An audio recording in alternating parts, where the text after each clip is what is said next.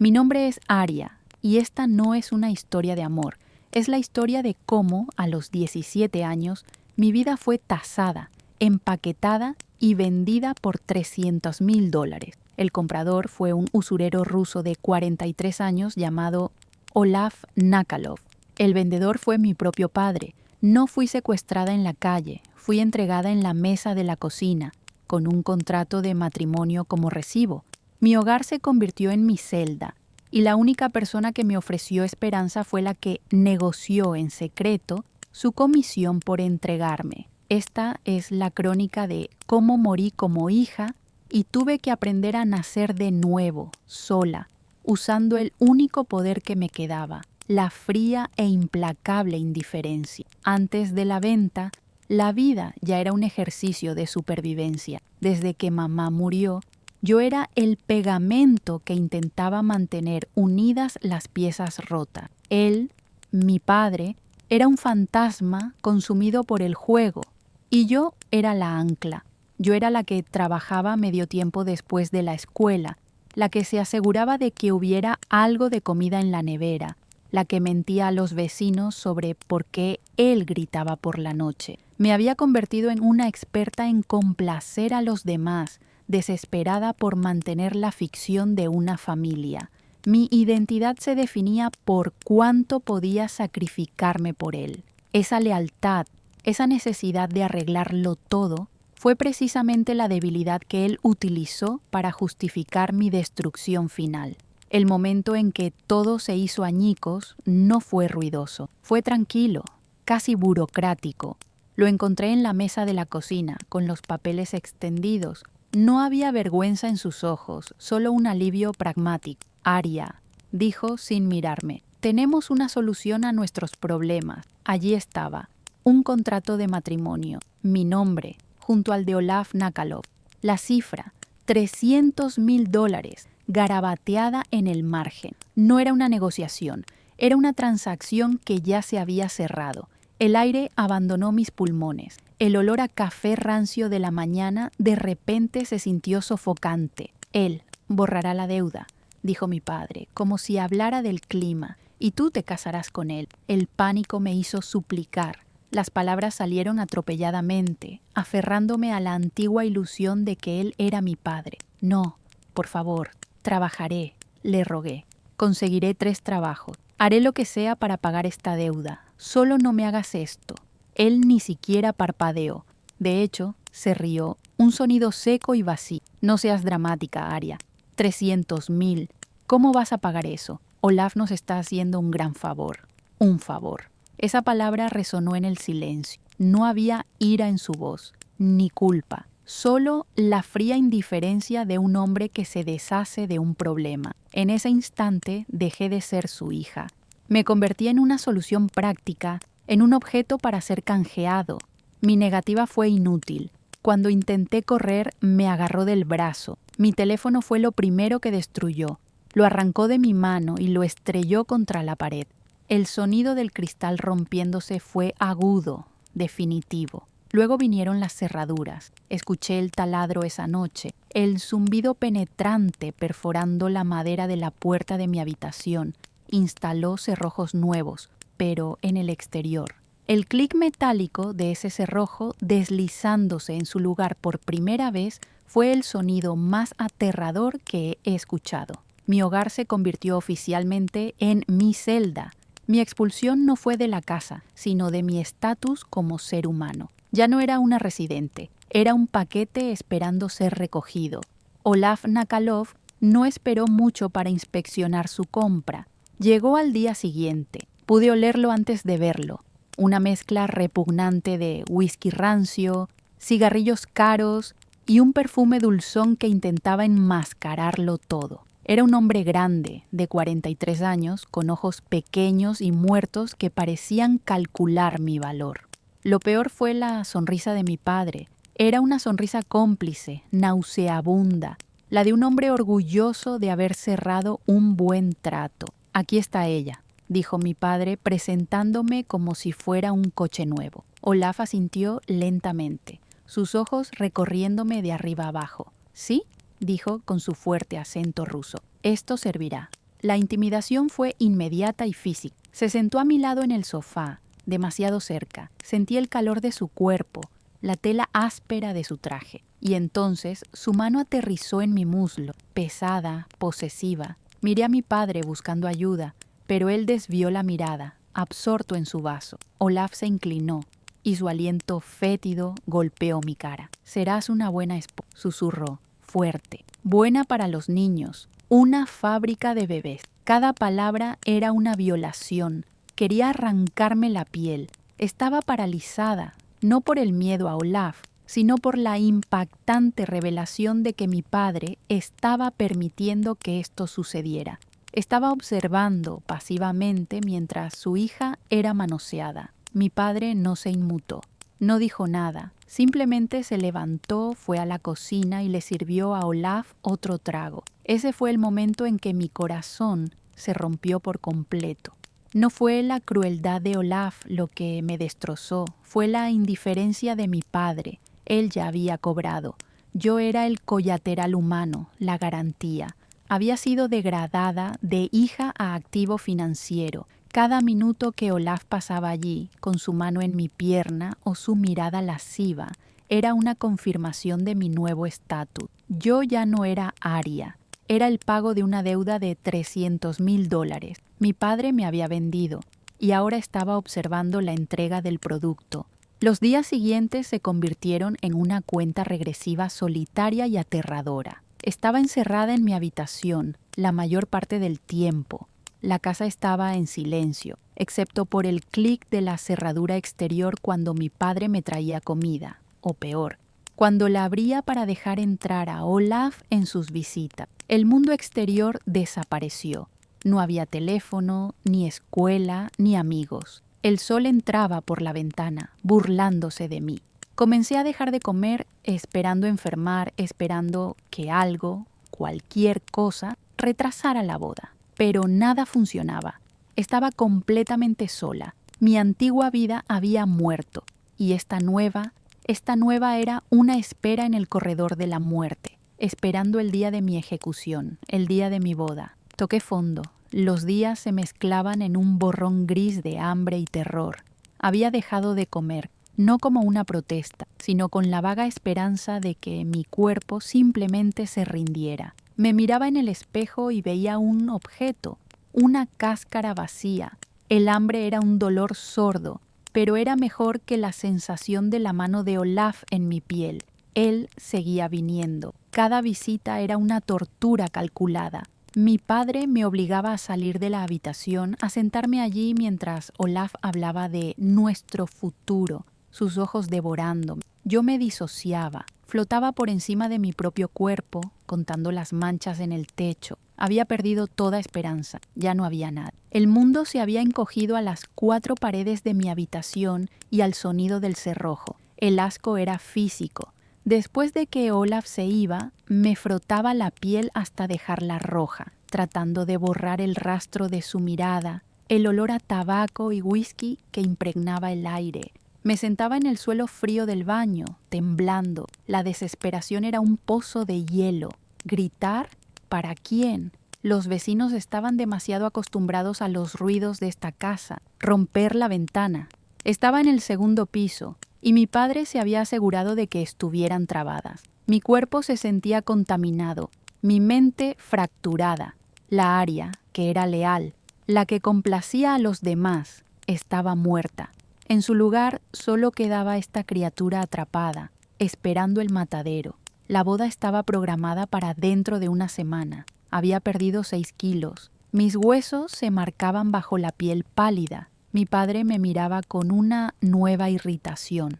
«Tienes que comer», me espetó un día, arrojando un plato de comida en mi habitación. «Olaf no te querrá si pareces un cadáver». Su pragmatismo era más cruel que cualquier golpe. No le preocupaba mi salud, le preocupaba el estado de la mercancía.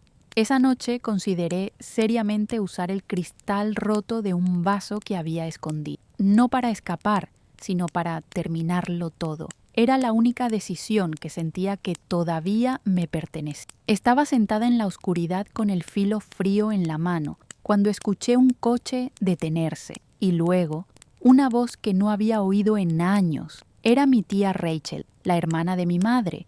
No la había visto mucho desde el funeral. Llegó como un torbellino de perfume caro y falsa preocupación, apartando a mi padre de la puerta. Pude oír sus voces apagadas. Ella siempre lo había intimidado.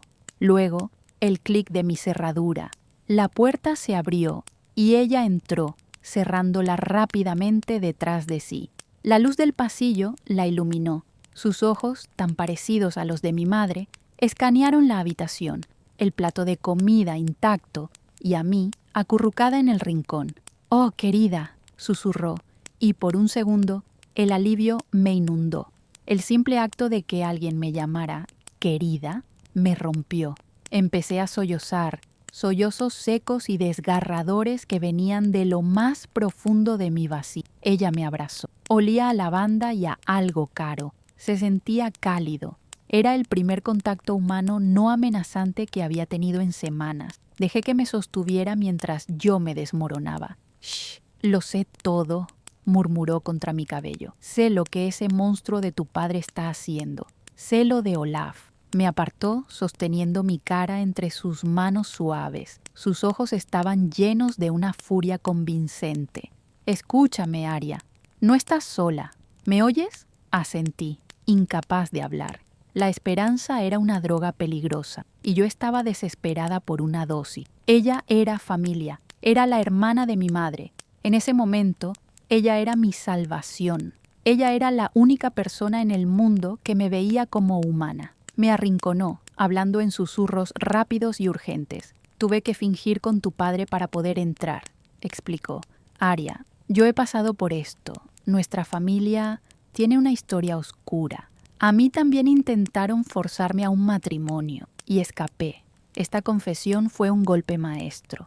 Creó un vínculo instantáneo de trauma compartido. Ella no solo simpatizaba, ella entendía. Tengo un plan», dijo, sus ojos brillando con determinación. «Voy a sacarte de aquí, pero tienes que hacer exactamente lo que te digo. Tienes que ser fuerte, tienes que confiar en mí, confiar en ella». En ese momento, le habría confiado mi vida. Ya lo estaba haciendo. Ella era mi única luz en una oscuridad absoluta. La tía Rachel se convirtió en mi línea de vida secreta. Empezó a visitarme casi todos los días, con el pretexto de prepararme para la boda. Para mi padre, ella era la facilitadora, asegurándose de que la novia estuviera presentable. Para mí, era la conspiradora. Me traía comida a escondidas, metiendo barras de chocolate y manzanas en los bolsillos de su abrigo. El sabor de esa primera manzana, después de días de inanición, fue eléctrico, crujiente, dulce, real. Era el sabor de la vida. «Tienes que comer», susurraba. «Necesitas estar fuerte para el viaje. No puedes enfermarte ahora». Comí. Comí con la desesperación de un animal salvaje, obedeciendo cada una de sus palabras. Ella era mi mentora, mi general, mi única esperanza. Una tarde, deslizó algo frío y metálico en mi mano. Un teléfono desechable, solo para emergencias, dijo. «Está apagado, solo enciéndelo si el plan sale mal. Te llamaré a este número la noche anterior». Mi corazón latía con fuerza contra mis costillas. Un teléfono. Una conexión con el exterior. Era más que un dispositivo, era un talismán, una prueba tangible de que el rescate era real. Lo escondí debajo de mi colchón, tocándolo cada pocos minutos para asegurarme de que seguía allí. El plan era simple, según ella. La noche antes de la boda, ella crearía una distracción. Yo saldría por la ventana de la cocina, que ella se las arreglaría para dejar abierta. Un coche estaría esperando para llevarme a una estación de autobuses. «Tengo dinero para ti, Aria. Desaparecerás». Empecé a representar el papel de mi vida. Me convertí en la novia obediente. Cuando Olaf venía, me sentaba quieta. Ya no me disociaba, en cambio lo observaba. Estudiaba su arrogancia, la forma en que masticaba su cigarro, la complacencia en su rostro. Imaginaba su sorpresa cuando descubriera que me había ido. Esta fantasía me alimentaba. Le sonreí a mi padre. Comí la comida que me trajo. Asentí durante las discusiones sobre las flores y el vestido. Mi tía Rachel me elogió. Lo estás haciendo perfectamente, me dijo, apretando mi mano. Están completamente engañados. Ya casi eres libre. La cuenta regresiva había cambiado. Ya no era un corredor de la muerte. Era la víspera de mi liberación. El olor de la libertad era casi abrumador. Pasaba las horas encerrada imaginando el aire fuera de la estación de autobuses, el sonido de un motor arrancando, la sensación de estar sola, pero a salvo. La tía Rachel era mi heroína. La adoraba con la devoción de una sobreviviente. Ella era la encarnación de la bondad de mi madre, regresando para salvarme. Hablamos de mi futuro. Me preguntó sobre mis sueños. ¿Universidad? Sugirió. Podría ser cualquier cosa que quieras, Aria, lejos de aquí. Universidad. La palabra se sentía extraña en mi lengua, una reliquia de una vida pasada, pero ella la hizo parecer posible. Ella no solo me estaba salvando, me estaba devolviendo un futuro. Mi padre estaba más relajado que nunca. Con Rachel manejando a la novia difícil, él podía volver a lo que importaba, beber y contar su dinero inminente. La casa se sentía diferente, la tensión seguía allí, pero ahora había un subtexto de esperanza que solo yo y mi tía conocíamos, o eso creía yo. Ella me trajo un vestido sencillo para el viaje. Lo guardé en una pequeña mochila, junto con el teléfono y una botella de agua. Todo estaba listo. La noche antes de la fuga, mi tía me dio un último abrazo. Mañana por la noche, Aria. Sé valiente. No te duermas hasta que yo dé la señal. Esa noche, la casa estaba mortalmente silenciosa. No podía dormir. La adrenalina era un fuego líquido en mis venas. Me senté junto a la ventana, mirando la calle oscura, ensayando el plan una y otra vez. Salir por la puerta, bajar las escaleras en silencio, la ventana de la cocina, el coche. Cada sonido de la casa me hacía saltar. El crujido de los cimientos, el zumbido del refrigerador. Era la 1 de la mañana, luego las 2. La espera era una agonía. Mi padre roncaba al final del pasillo. Todo estaba quieto, demasiado quieto. Entonces oí algo, un murmullo, un susurro.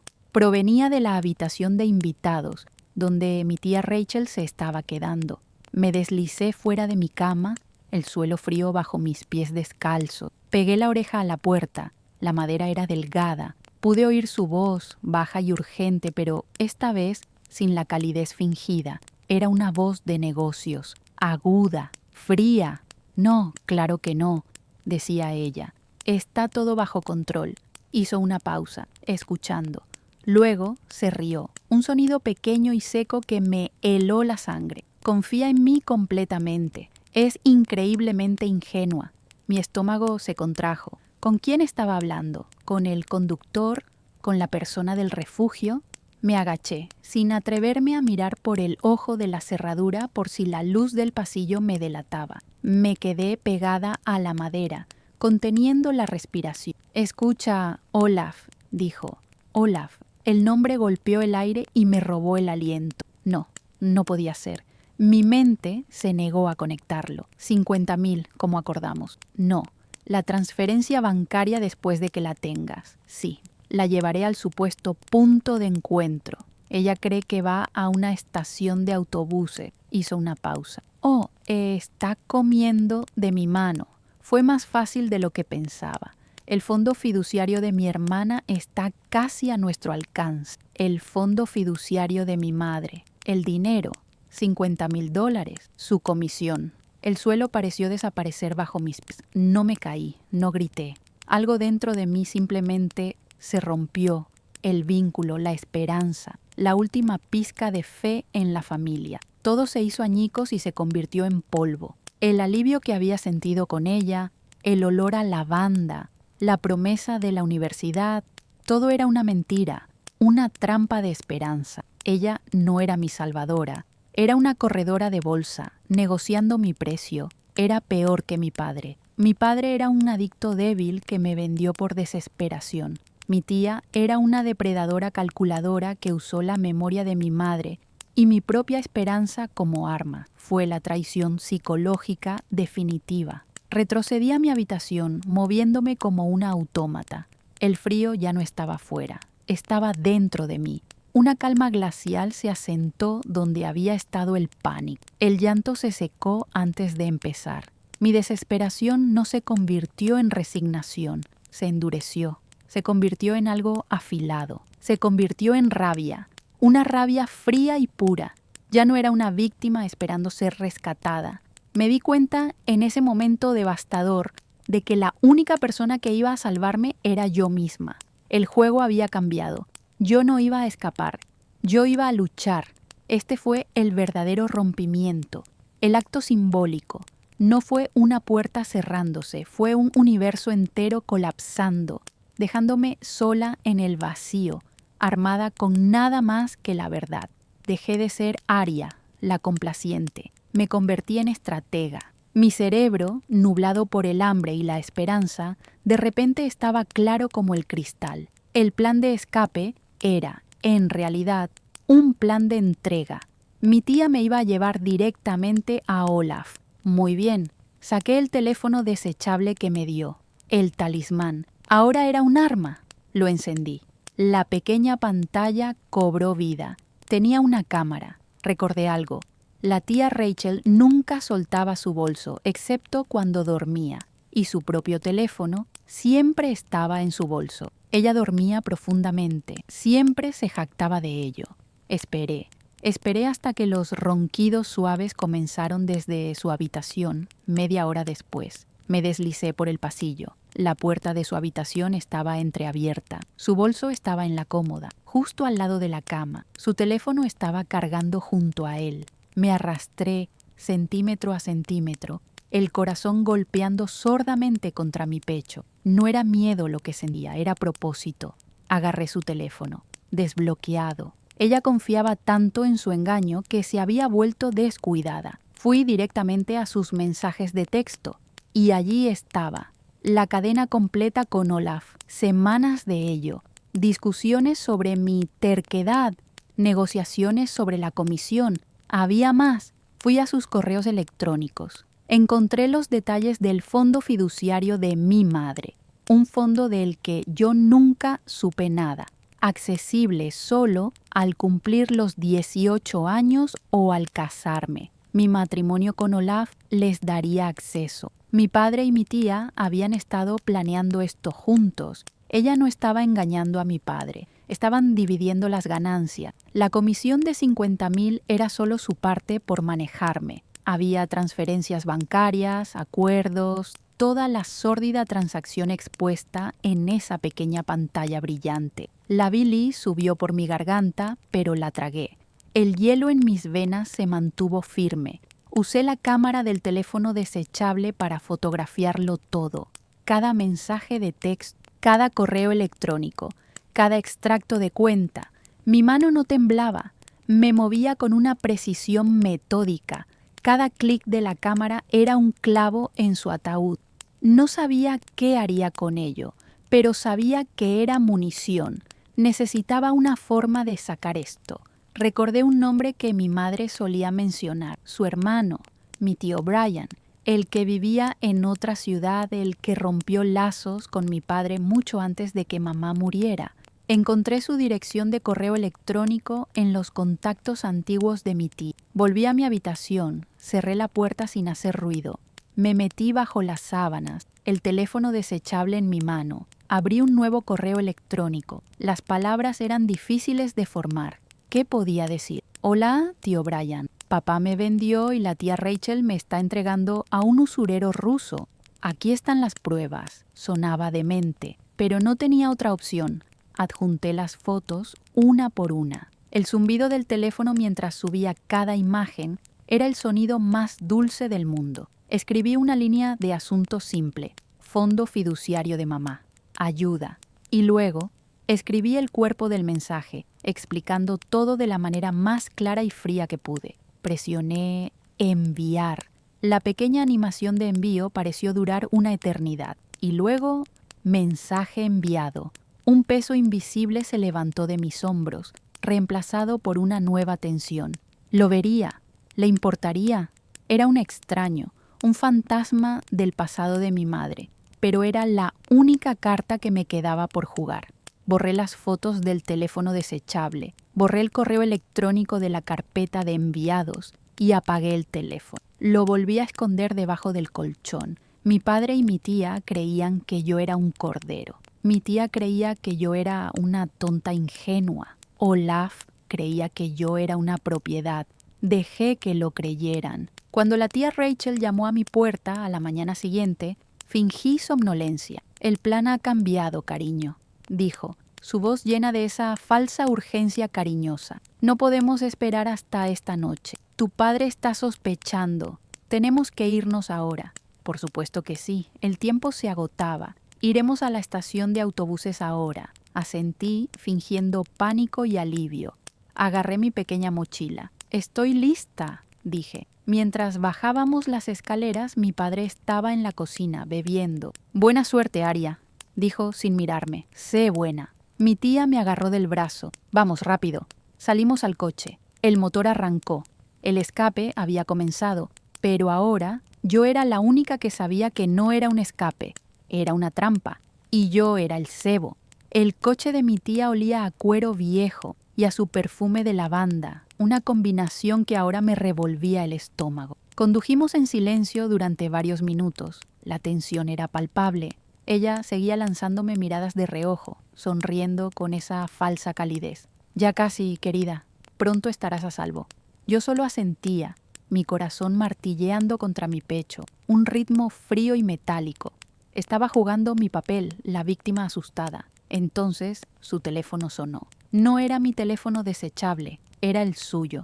El nombre en la pantalla hizo que su sonrisa se congelara. Tío Brian. La sangre desapareció de su rostro. La verdad había llegado, no desde dentro del coche, sino desde el mundo exterior. El salvavidas que había lanzado en la oscuridad de la noche había sido atrapado. Ella contestó, su voz temblando por primera vez. Brian, qué sorpresa. Pude oír la voz metálica al otro lado, distorsionada pero furiosa. Ella apartó el teléfono de su oreja, sus nudillos blancos. No sé de qué estás hablando. Él gritó más fuerte. Ella colgó. Un segundo de silencio absoluto llenó el coche. Luego, el pánico. La máscara no solo se cayó, se hizo añicos. Maldita sea, siseó golpeando el volante. Sus ojos, ahora duros como el acero, me encontraron en el espejo retrovisor. Sabes algo de esto, ¿verdad? Antes de que pudiera responder, estaba marcando otro número. Olaf, dijo bruscamente, tenemos un problema. Brian sabe, la policía, sí, la tengo... No, no la estación de autobuses. Es demasiado arriesgado. La gasolinera de la salida 12, date prisa. La fuga se había revelado oficialmente como una entrega. La gasolinera brillaba bajo las luces de sodio, un oasis antinatural en la oscuridad de la autopista. Mi tía se detuvo bruscamente junto a los surtidores, y allí, esperándonos, estaba una camioneta SUV negra tan oscura que parecía absorber la luz. La matrícula coincidía con la de las fotos que había enviado. El motor estaba en marcha, emitiendo un zumbido grave. Olaf estaba apoyado contra la puerta del conductor, fumando. Incluso a distancia pude ver la impaciencia en su postura. Mi tía apagó el motor, sumiéndonos en un silencio repentino, roto solo por el zumbido de los congeladores de la tienda. «Sal del coche, Aria», ordenó. Su voz ya no era melosa, era la voz de una carcelera. Olaf se acercó abriendo mi puerta. El olor a whisky y tabaco me golpeó. «Hora de irse», dijo, su mano agarrando mi brazo. Mi tía salió rodeando el coche para ayudar. Estaban a punto de trasladarme como una pieza de equipaje de un vehículo a otro, pero no contaban con una cosa. No contaban con que yo ya no era una víctima. En el momento en que la mano de Olaf se cerró sobre mi brazo, actué, grité. No fue un grito de miedo, fue un grito de guerra, gutural y desgarrador. Me arranqué de su agarre y corrí. Corrí hacia la única luz, la tienda de conveniencia, gritando «¡Fuego!». y ayuda. Olaf fue sorprendentemente rápido para ser un hombre tan grande. Me alcanzó en el asfalto, justo antes de la acera, tacleándome con fuerza. El impacto me sacó el aire. Mi rodilla se estrelló contra el pavimento.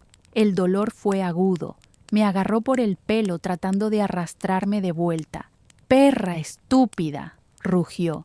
Varios compradores, alertados por mis gritos, se detuvieron. Un hombre gritó: «¡Oiga, suéltela!». Olaf le amenazó, pero ya era demasiado tarde. El correo electrónico de la noche anterior había puesto en marcha las ruedas. Justo cuando Olaf me ponía de pie, el destello de luces azules y rojas inundó la gasolinera. Las sirenas, el resultado directo de la llamada del tío Brian, aullaron en la noche. El juego había terminado. Todo se convirtió en un borrón de uniformes y órdenes gritadas. Olaf soltó su agarre, levantando las manos con incredulidad. Mi tía Rachel se quedó congelada junto al coche, su rostro una máscara de asombro y ruina. Los vi a ambos ser esposados, leídos sus derechos bajo las luces fluorescentes de la gasolinera. El metal de las esposas brillaba, y entonces un coche diferente se detuvo. Un hombre salió con el rostro pálido y los ojos de mi madre. Mi tío Brian me miró. Luego miró los coches de policía y luego a mí, cubierta de suciedad y con la rodilla sangrando. No dijo nada. Simplemente se quitó la chaqueta, me envolvió con ella y me guió hacia su coche. La victoria tenía un sabor amargo, como el asfalto y la sangre. Los juicios fueron rápidos. La evidencia era irrefutable. Las fotografías que tomé con el teléfono desechable fueron la pieza central. Los mensajes de texto entre Olaf y mi tía, los correos electrónicos entre mi tía y mi padre, discutiendo el fondo fiduciario de mi madre. Estaba todo allí, frío e innegable. Olaf, por intento de secuestro, agresión y una letanía de cargos financieros, recibió 15 años. Mi tía Rachel, por conspiración y tráfico, recibió 10. Y mi padre, el hombre que me vendió, recibió 12 años por poner en peligro a un menor y conspiración para cometer fraude. En la audiencia, el juez me informó de que el fondo fiduciario de mi madre, el dinero por el que me habían vendido, ahora era legalmente mío, ya que mis tutores legales estaban encarcelados. Me mudé con el tío Brian. Su casa era tranquila. No había gritos, ni olor a whisky, ni miedo. Durante meses apenas hablé. Pero él nunca me presionó, simplemente me dejaba estar proveyendo un silencio seguro. El dinero del fondo fiduciario se quedó en el banco. No lo toqué durante mucho tiempo. Cuando finalmente lo hice, no fue para una vida de lujo. No compré coches ni ropa cara. Pagué mi matrícula universitaria. Decidí convertirme en trabajadora social. Decidí usar el dinero que casi me destruye para construir algo. Quería ser la persona que me faltó en mi momento más oscuro. La reconstrucción fue lenta, pero esta vez estaba construyendo sobre roca sólida, no sobre las ruinas de una familia rota. El primer fantasma apareció en mi 18º cumpleaños. Estaba en mi dormitorio de la universidad, estudiando para los exámenes parciales. Había una carta en mi buzón. La dirección del remitente era la de una penitenciaría estatal. La letra la reconocí al instante. Era de mi padre. Era la primera vez que intentaba contactarme desde su arresto. Sostuve el sobre en mi mano. Era delgado, probablemente lleno de excusas, de justificaciones, de esa autocompasión que tan bien conocí. El olor del papel barato de la prisión era débil, pero lo imaginé. Durante un segundo sentí la tentación de abrirlo, de buscar algún indicio de remordimiento, alguna palabra de un padre. Pero la Aria, que necesitaba la aprobación de su padre, estaba muerta. La habían matado en aquella cocina, con un contrato de matrimonio. La habían enterrado bajo el peso de la traición de una tía. Miré el sobre, sentí su peso insignificante. No sentí ira, no sentí tristeza, no sentí nada. Tomé un marcador rojo del escritorio de mi compañera de cuarto. Con trazos firmes y claros, escribí las palabras en el frente. Devolver al remitente. No se acepta aquí. Lo dejé en el buzón de salida esa misma tarde y me fui a mi clase de psicología. Caminé sin mirar atrás, sin saber ni importarme qué excusas huecas contenía. El segundo fantasma intentó materializarse 5 años después. Yo ya estaba trabajando en un centro de servicios familiares. Mi teléfono de trabajo sonó. Era un número desconocido. Contesté con mi voz profesional. Servicios sociales. Habla Aria. Hubo una pausa y luego una voz áspera y vacilante que casi no reconocí. Aria, soy yo. Soy la tía Rachel. El aire se congeló en mis pulmones. Olía a lavanda falsa, a engaño. Estoy fuera. Buen comportamiento. Solo quería... No la dejé terminar. No le debía ni un segundo de mi tiempo, ni una sílaba de mi voz. Colgué el teléfono. Bloqueé el número. La rechacé tan sistemáticamente como ella había planeado mi destrucción. Mi paz no es algo que encontré, es algo que construí.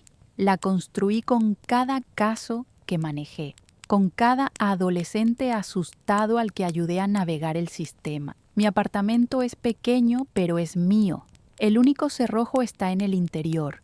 El aire huele a café fuerte por la mañana y a libros viejos por la noche. A veces, cuando estoy sentada en mi balcón, mirando la ciudad, pienso en la chica de 17 años encerrada en esa habitación. Siento una profunda compasión por ella.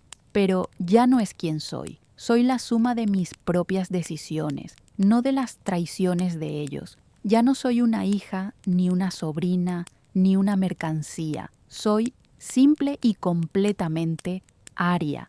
El tío Brian me dio la noticia hace unos meses. Mi padre había salido de prisión. Aparentemente, estaba viviendo en un refugio, su salud devastada por años de abuso de sustancias en la cárcel. Mi tía Rachel, según supe, había violado su libertad condicional y estaba desaparecida, probablemente de vuelta en el mismo mundo oscuro del que provenía. Cuando Brian me lo dijo, esperó una reacción, tristeza, ira, quizás una oscura satisfacción. Lo único que sentí fue quietud. Era como leer el obituario de un extraño. Eran solo nombres, ecos de un pasado que ya no tenía poder sobre mí. Su destino era suyo. Mi vida era mía. Y esa indiferencia, esa fue la verdadera vindicación.